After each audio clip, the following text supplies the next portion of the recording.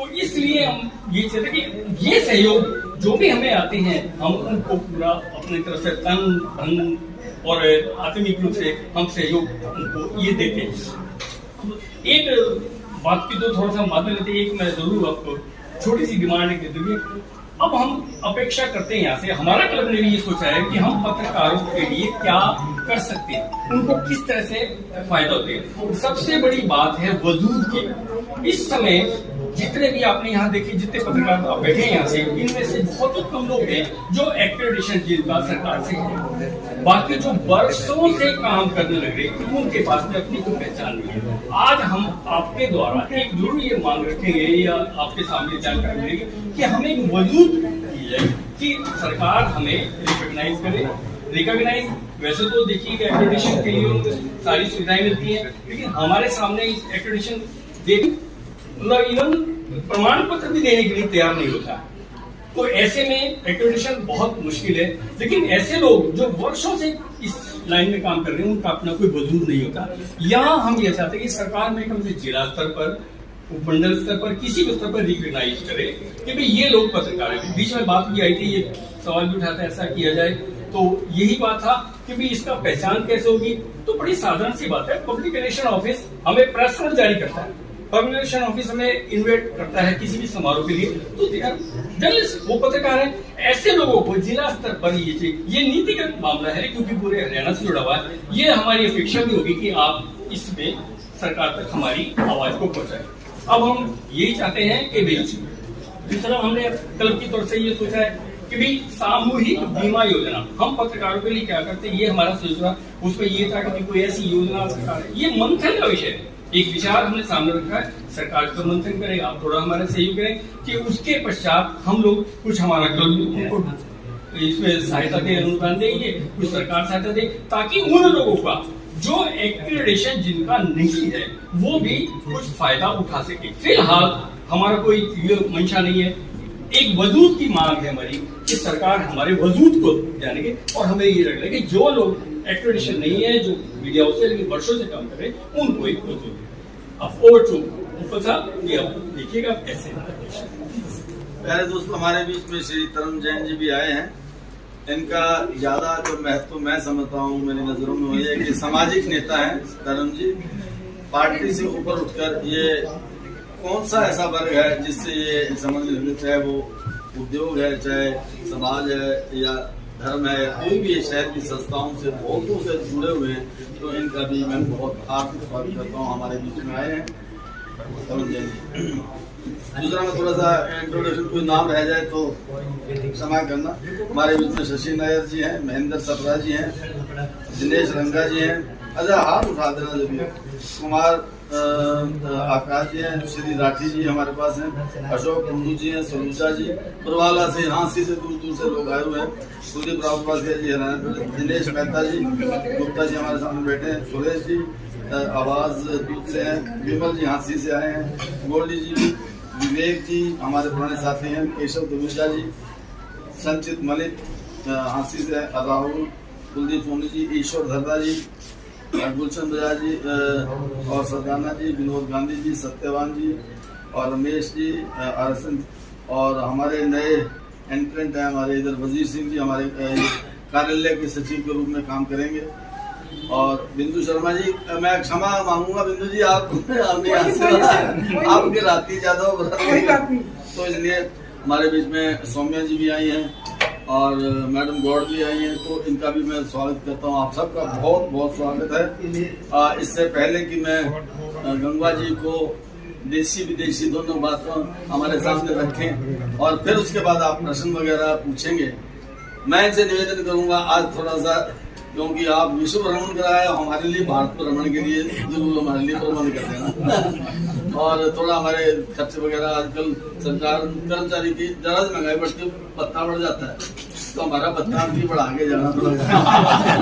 महंगाई बहुत हो गई, तो एक भत्ता बढ़ा के थोड़ा सा, तो कहने लगा हमारा जितेंद्र जी हमारे, कहने लगे जी अब की बात यूँ कर दियो, मैं कहने नहीं, छक्का भाई, छक्का होना चाहिए, सिक्सर भाई 1 लाख तो हमारा मुंबई या शिमला में जाएंगे घूमने, भारत भ्रमण के तो हम हकदार हैं। अगर आप कोई शूट करके आए हो, हम भारत भ्रमण के तो हकदार हैं। तो मैं कहूँगा शिक्षक के लिए बाकी ऑफिस भी यही संभाल रहे हैं शुरू से ही।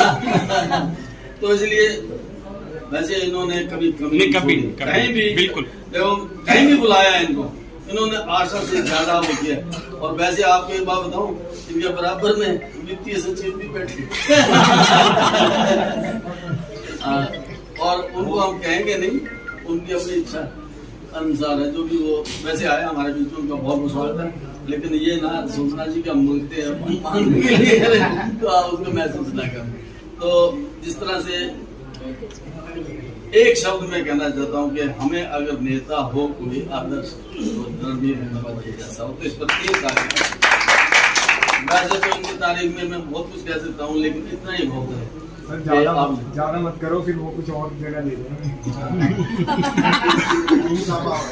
इसमें पता है क्या, टाइम की बात नहीं, तो वो मेरे दिल में था, वो मैंने एक शब्द में कह दिया। जब व्हेन वर्ड फेल तो ज्यादा उसमें कहने की आवश्यकता नहीं होती। As a very nice person, जो नाइस पर्सन होता है ना, उसमें बाकी खूबियां भी आ जाती है। तो बड़ाई की बात नहीं होती है, पत्रकार तो आलोचना ही करता है हमेशा, बड़ाई बहुत कम करता है। लेकिन ये बड़ाई के प्रशंसा के पात्र हैं, तो इनका यहाँ आने पर बहुत बहुत बहुत स्वागत है और इनका बहुत बहुत धन्यवाद है। मैं अब इनसे निवेदन करूंगा, पहले अपनी बात रखें, देश विदेश की बात रखें, उसके बाद हमारे पत्रकार प्रश्न पूछें। धन्यवाद पुल साहब ने बड़ाई इसलिए कर दी कि मेरे बड़े भाई है, छोटा भाई हूँ इनका, तो इसलिए उस नाते से पत्रकार है, आप पॉलिटिशियन के नाते से नहीं। तो मेरा क्योंकि पुराना संबंध है, पत्रकार साथियों से भी बहुत पुराना संबंध है। कई पत्रकार साथी मेरे हल्के से भी है, वो पत्रकार ना होते हुए हमारे वोटर भी सपोर्टर भी है, तो क्योंकि हम सारे एक समाज का अंग ही है। और कंबोज साहब ने तो ये कह करके मुझे चौंका दिया कि 1965 से मैं पत्रकारिता में हूँ, तो मेरे नजर में तो बुजुर्ग हो गए, मतलब युवा ही देख रहा था। 1965 से बताया ना? जी हाँ, 1965 से 1973 का जन्म है। 73 में तो नवनाथ में मैं सब एडिटर था जी, जब ये चौधरी जसवंत सिंह खाने वाला का अखबार निकलता था, नवनाथ। मैं तो मेरे से ज्यादा था, आपकी उम्र मान ही नहीं रहा था।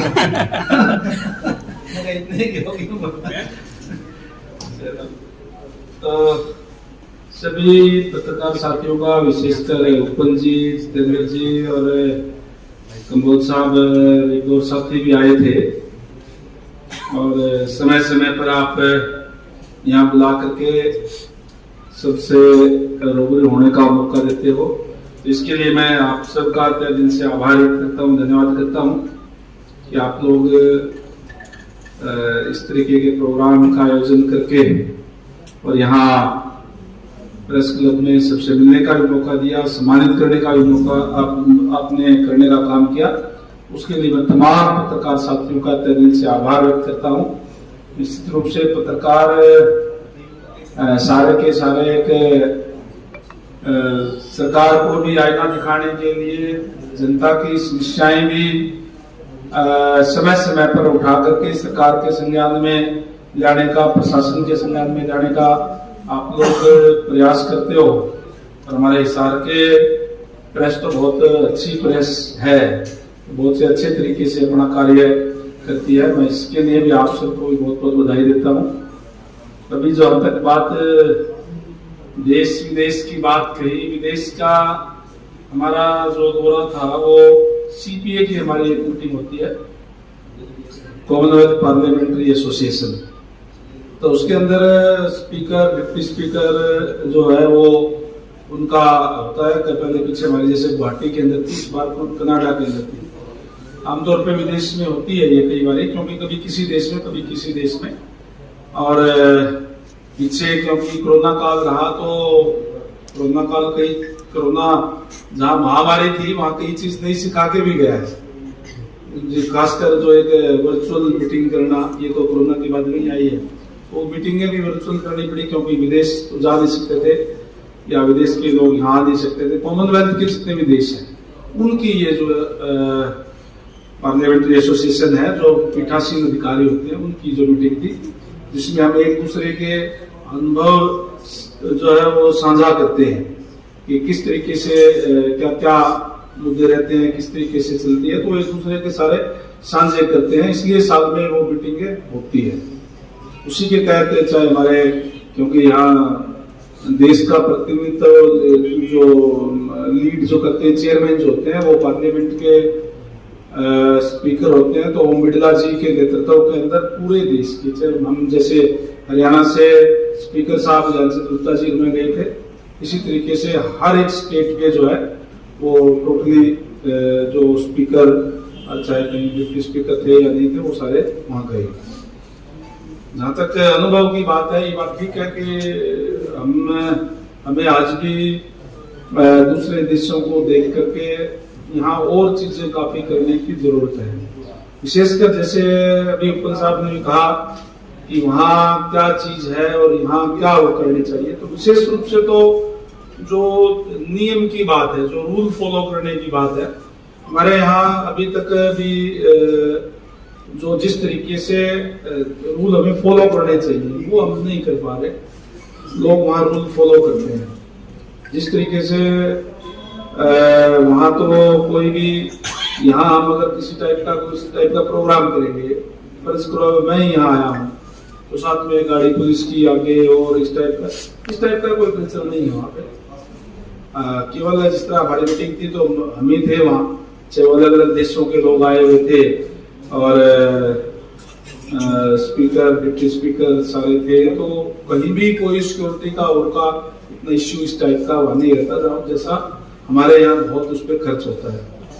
दूसरा जो चाहे वो रोड्स के नियम की बात है, हमारे यहाँ तो चाहे वो सीट बेल्ट की बात है, चाहे साइड में चलने की बात है, चाहे कोई फाटक भी हमारे यहाँ तो बंद हो जाता है तो आगे भी से कर लेते हैं।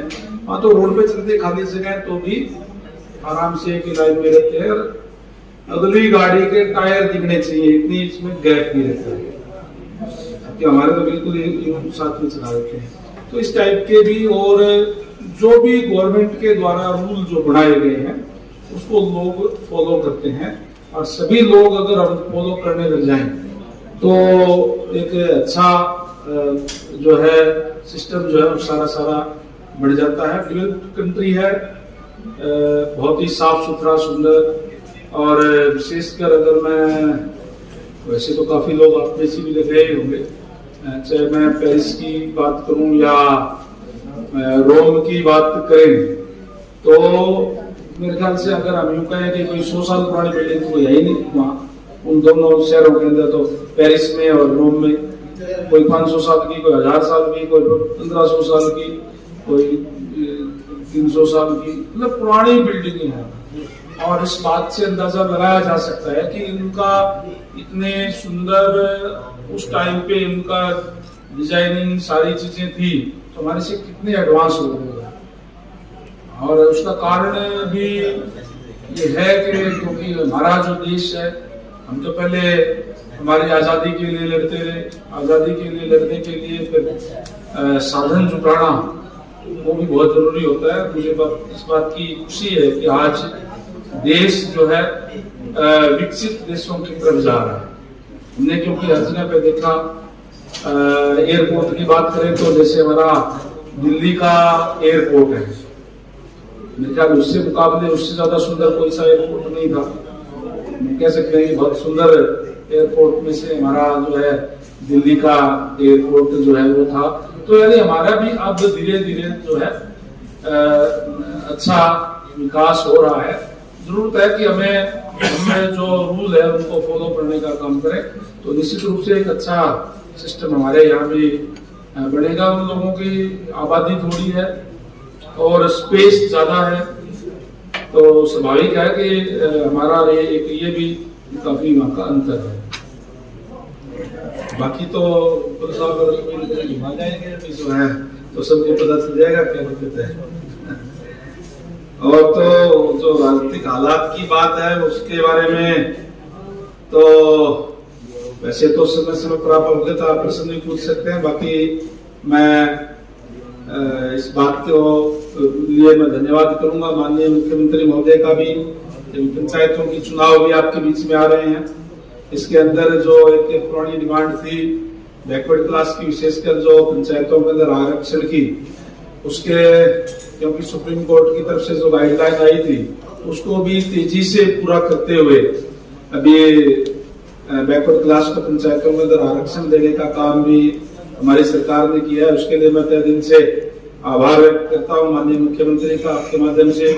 इसी तरीके से जिस तरीके से सामाजिक संस्थाओं को जो जमीन जो सरकार की तरफ से दी जाती है, जिस तरीके से आप भी प्रेस क्लब के लिए जिक्र कर रहे थे, सरकार की एक पॉलिसी है कि अभी उसके अंदर अप्लाई करें, तो अप्लाई करने के बाद में इंटरव्यू वो लेते हैं, उसके बाद में वो उस संस्थाओं को जमीन देते हैं। उसके अंदर भी क्योंकि ये डिमांड रहती थी कुछ जो फाइनेंशियल तौर पे जो कमजोर वर्ग है उनकी, खासकर जो एससी वर्ग के जो लोग हैं उनके लिए 20% में, और BCA के लिए 30%, BCB के लिए 40%, इस तरीके की व्यवस्था भी सरकार ने अभी आदरणीय मनोहर लाल जी के नेतृत्व के अंदर जो मीटिंग हुई थी उसमें की गई है। तो इस बात के लिए मैं माननीय मुख्यमंत्री महोदय का तहे दिल से आभार व्यक्त करता हूं। और बाकी हमारे यहाँ तो भी चुनाव भी है, तो सारी सरगर्मियां अभी चलेगी। आपका कोई प्रश्न होता आप लोग पूछ सकते हैं। गंगवा जी, अभी आदमपुर का उपचुनाव की घोषणा नहीं हुई, लेकिन वो हॉट सीट बनता जा रहा है, तो उस पर आप क्या प्रतिक्रिया देंगे? क्योंकि अभी आम आदमी पार्टी ने भी वहाँ पर किया, दूसरी पार्टियां भी अभी से शुरू हुई। प्रजातंत्र है, प्रजातंत्र के अंदर सबका स्वागत है। कोई भी चुनाव पार्टियां भी लड़ सकती है, कोई भी जो हमारे देश का जो नागरिक है 25 साल से की उम्र जिसकी ऊपर हो चुनाव लड़ सकता है, ये हमारा संवैधानिक अधिकार है। लेकिन मैंने भी आम आदमी पार्टी की जो आपने जिक्र किया, जहां तक मैंने पता किया या आप लोगों ने कि आजकल तो क्योंकि सारा व्हाट्सएप पे यूट्यूब पे आ जाता है, जो पत्रकार साथियों ने जो कवर किया उसमें भी मैंने देखने का काम किया कि जो लोग जो आए हुए थे आदमपुर हल्का के वहां लोग आए नहीं, सारे के सारे कोई पंजाब से भी, थोड़ी बहुत कोई दिल्ली से भी, कोई पूरे हरियाणा भर से, कहीं कोई रोहतक से, कहीं अम्बाड़ा से भी 50-60 गाड़ियां कह रहे हैं कि वो नए वो पीछे शामिल हुए थे निर्मल सिंह जी, उनके यहाँ से भी। तो इस टाइप का मतलब जो है केवल बाहर से और ला करके और वहाँ पे 3,500-4 हजार की हाजिरी जुटाना, जो कि दो मुख्यमंत्री जो हमारे पड़ोसी स्टेट के हैं वो आए और लोकल लोग कोई ना आए, ये अपने आप में दिखाता है कि आम आदमी पार्टी का कोई वजूद हरियाणा प्रदेश में जो है वो नहीं है। आदमपुर सीट जो है वैसे तो अब तक इतिहास ये रहा है कि चौधरी भजनलाल के परिवार की सीट वो रही है, चाहे उन्होंने कांग्रेस से चुनाव लड़ा हो, चाहे हजका से चुनाव लड़ा हो, और चाहे इंडिपेंडेंट उन्होंने रहा हो, तो उनका काफी वहां है। दूसरा, अगर कोई वहां पे मुकाबले की अगर कोई रहा हो तो पिछले चुनाव के अंदर भी भारतीय जनता पार्टी से ही उनका मुकाबला रहा था, और अब क्योंकि वो भारतीय जनता पार्टी के अंदर ही आ गए हैं तो स्वाभाविक है कि अभी आदमपुर सीट के ऊपर कोई किसी से कोई मुकाबला नहीं है, बड़े अंतर से भारतीय जनता पार्टी वहां से जीती। जैसे 8% की आपने बात की, अपने सराहना की हरियाणा सरकार की हुई, रामनिवास बड़ा पूर्व विधायक उन्होंने प्रेस कॉन्फ्रेंस के माध्यम से कहा कि सरकार ने 8% दे के पिछड़ों के साथ मजाक किया है। देखिए,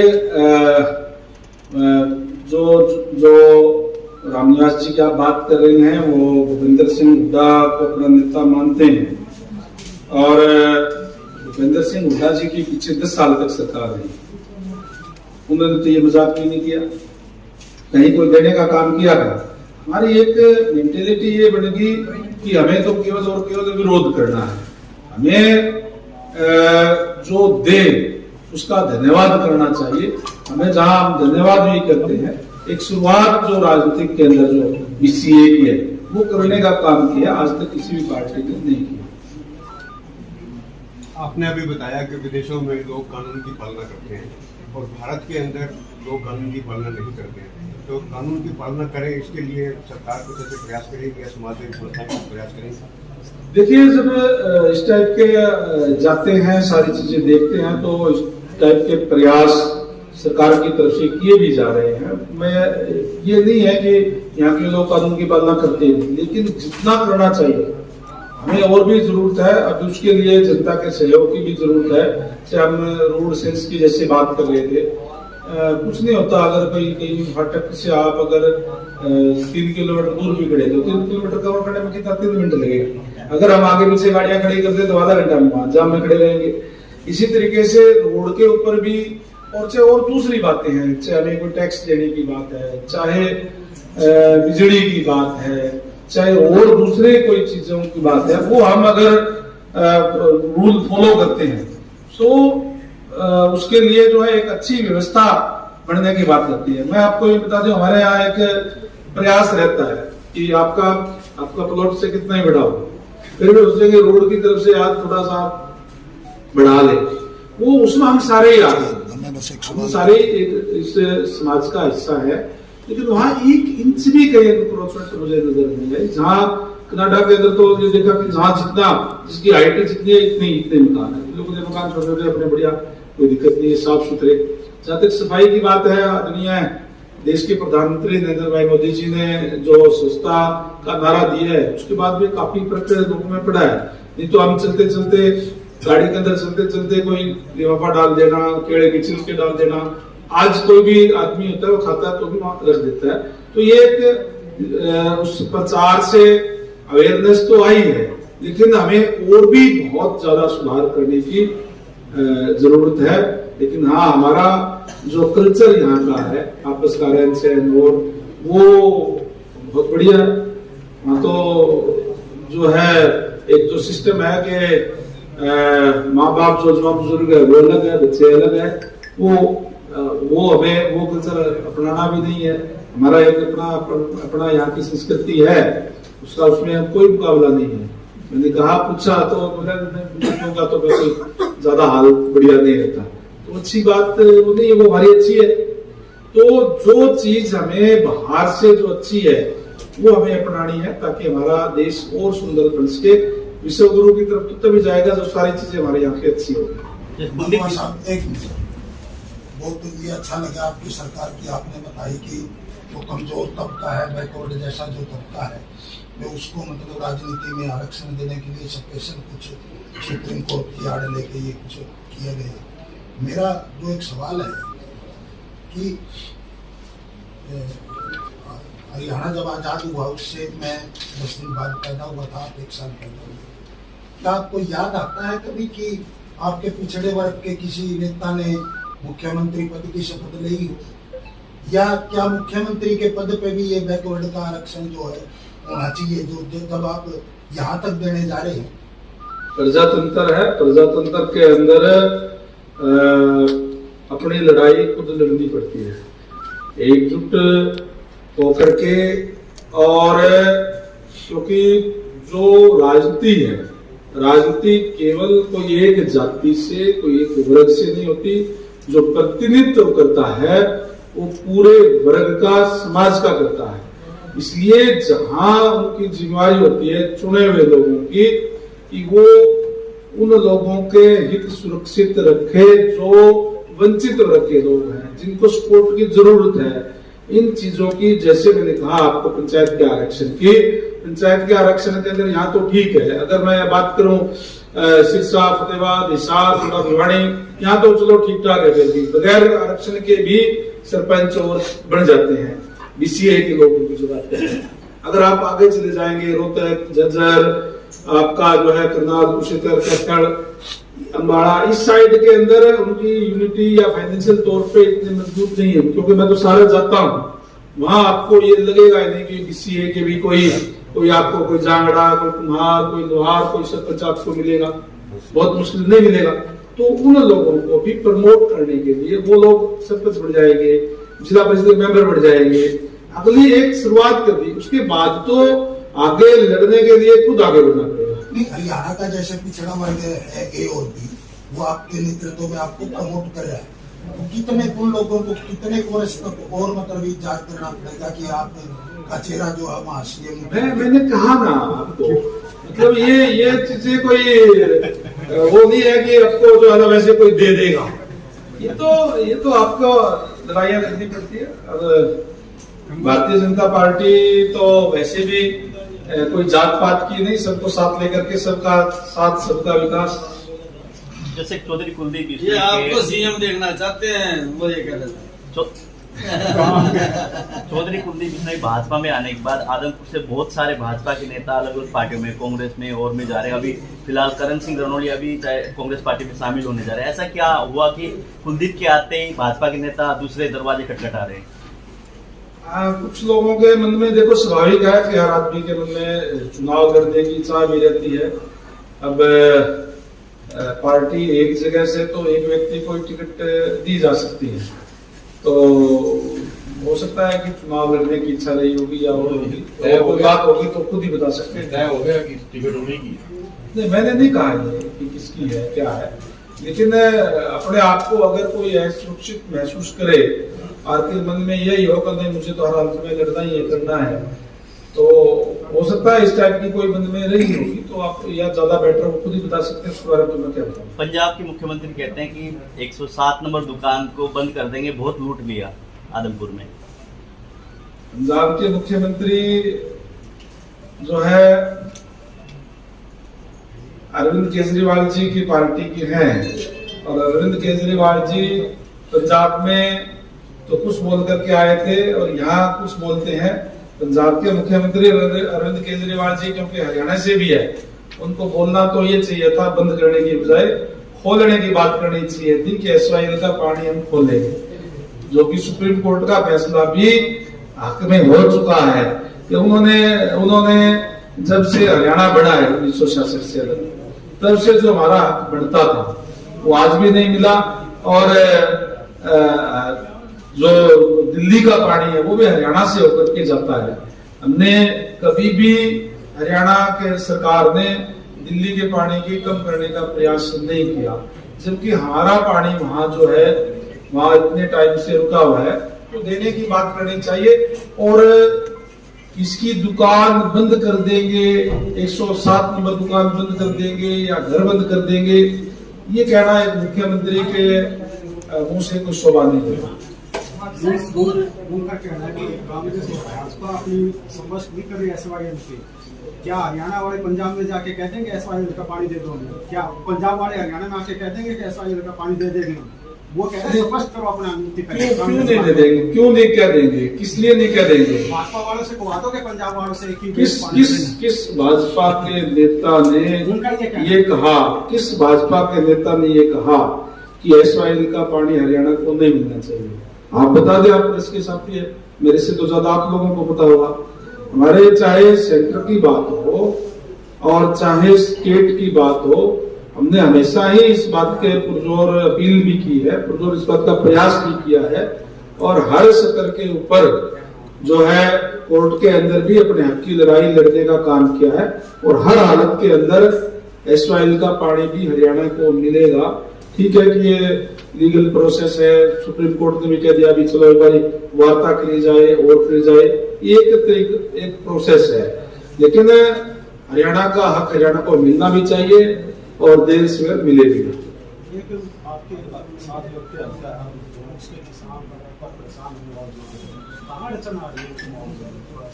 आप बिल्कुल आपने ठीक कहा कि बालसमंद धरने के ऊपर मैं खुद जाकर के आया था और मैंने उनसे वायदा भी किया है कि मैं इनको मुआवजा जो है वो 2020 का उनको दिलवाएंगे, और उसके अंदर उनकी फाइल तैयार हो गई है। और अब मैं समझता हूँ किसी जो अगला जो सरकार है, सरकार के अंदर उन सबका मुआवजा मिल जाएगा। सर, स्कूलों को बंद करने की जहाँ तक बात है, विपक्षी पार्टी को यही कहना है कि अगर स्कूलों की हालत सुधारी जाए तो हो सकता है कि भाई जो बच्चे हैं वो प्राइवेट स्कूल में जाने की बजाय सरकारी स्कूल में जाना शुरू कर दें। तो हरियाणा सरकार देखिए, हरियाणा सरकार की तरफ से 135 संस्कृति मॉडल स्कूल पहले बनाए जा चुके हैं और भी बनाने की योजना सरकार की है। 2 मेरे हल्के के अंदर भी अभी एक तो नड़वा के अंदर और एक आर्यनगर के अंदर संस्कृति मॉडल स्कूल हमने बनाया है। और संस्कृति मॉडल स्कूल जो प्राइवेट स्कूलों के अंदर जो सुविधाएं मिलती हैं उसके इक्वल सुविधा गांव के अंदर आम गरीब लोगों को मिले, उसी लिए बनाया गया है। जहां तक बंद करने की बात है, जहां बच्चे नहीं है, जहां कहीं कोई 8 बच्चे हैं, कहीं 7 बच्चे हैं, कहीं 6 बच्चे हैं, इस टाइप के भी स्कूल जो है जो बड़ी संख्या के अंदर खोले गए थे। और लोग ज्यादातर क्योंकि अपने बच्चों को प्राइवेट स्कूल के अंदर जो भेजते हैं, तो इसलिए जहां बच्चे अगर नहीं है पूरे, तो वो केवल उन स्कूलों की बात है। बाकी मापदंड बनाए गए, कोई भी जो नहीं है कि कोई स्कूल वैसे ही कोई बंद कर दिया जाएगा, ऐसी सरकार की ना कोई योजना है ना कोई नीति है। शिक्षकों की आप प्राइवेट स्कूलों की या जो सरकारी कर्मचारी या नेता है, उनको सरकारी स्कूलों में उनके बच्चे पढ़ने के लिए कोई योजना बनाई जाएगी? बात कोई नेता के या अफसरों के या टीचरों के बच्चे कहाँ पढ़े, ये तो हर आदमी की मर्जी है कि अपने बच्चों को कहाँ पढ़ाए, किसी पे बंदिश नहीं लगाई जा सकती। लेकिन उसके अंदर सुधार जरूर होना चाहिए। और उस सुधार की तरफ जैसे मैंने कहा कि हम संस्कृति मॉडल स्कूल बना करके वो तमाम वो सुविधाएं बच्चों को देने का प्रयास कर रहे हैं जो प्राइवेट स्कूलों के अंदर भी जो है मिलती है। और इसीलिए ये स्कूल जो है वो इतने स्कूल ही रखे जाए जो ठीक तरीके से चले, उनके अंदर पूरे अध्यापक भी हो और सारी चीजें जो अच्छे तरीके से चले। हमने आपका काफी समय लिया है, आपने बड़े धैर्य से, तसल्ली से और बड़ा टिका, लेकिन आकाश पे चमके हैं। और इससे बड़े राजनीतिक क्षेत्र में गंगवा जी से बेहतर और व्यक्तित्व कौन सा हो सकता है। ये सभी निम्न स्तर के जो पद हैं स्थानीय स्तर के, वो भी, और आज उच्च स्तर पे, और जैसा कि हम तो इससे भी ऊंचे स्तर के पद पर देखना चाहते हैं। ये तो हम क्लब की तरफ से एक छोटा सा सम्मान आपको इस बारे में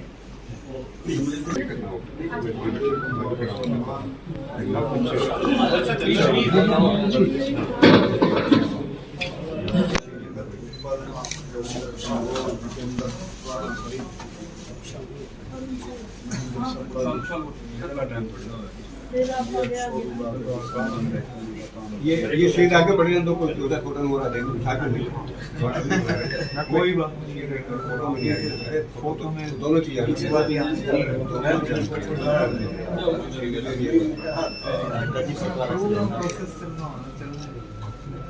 जोर से तालियां।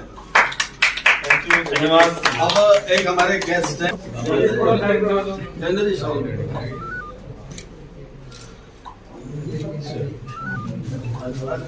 जारी है, कार्यक्रम जारी है।